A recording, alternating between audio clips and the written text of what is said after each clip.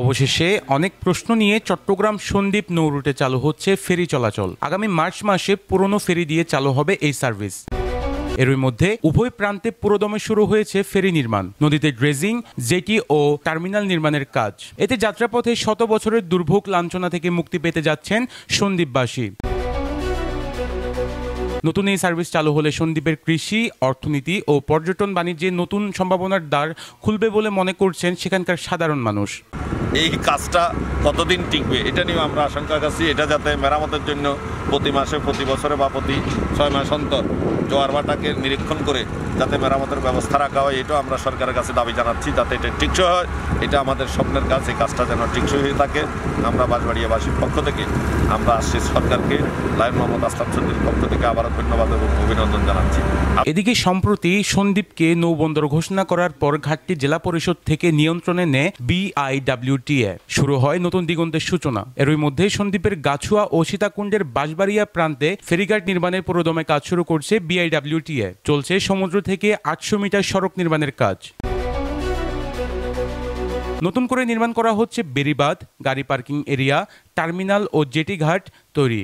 এছাড়াও সাগরের যেখানে ফেরি থামবে সেখানে চলছে ড্রেজিং ও ব্লক ফেলার কাজ।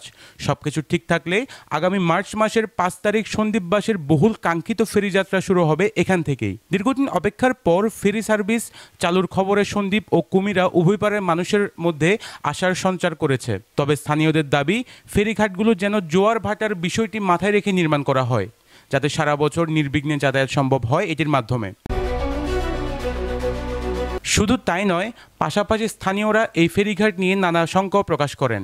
এদিকে ফেরিঘাট নির্মাণ নিয়ে BIWTA উপপরিচালক মোহাম্মদ কামরুজ্জামানের সাথে যোগাযোগ করা হলে তিনি প্রতিদিনের কাগজকে জানান, যেহেতু ফেরি চালু হচ্ছে, আমাদের সন্দ্বীপবাসীর দীর্ঘদিনের প্রত্যাশা পূরণ হবে আর ওরা একটা উন্নত জীবন পাবে, কারণ সরাসরি ওখানে গাড়ি যোগে চলে যেতে পারবে। এর সাথে সাথে আপনার আর্থসামাজিক উন্নয়ন হবে, দ্রব্যমূল্যের এখন যে দ্রব্যমূল্যগুলো সহজলভ্যতা পাবে মানুষজন, তারপরে যারা ব্যবসায়িক আছে তাদের খরচটা অবশ্যই কমে যাবে এবং ক্ষতিপূরণটা কম হবে, দ্রব্যমূল্যের ট্রান্সপোর্ট।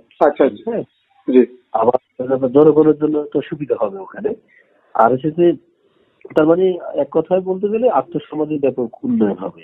হ্যাঁ, আমাদের সেই হিসাবে চালু করে আর কি।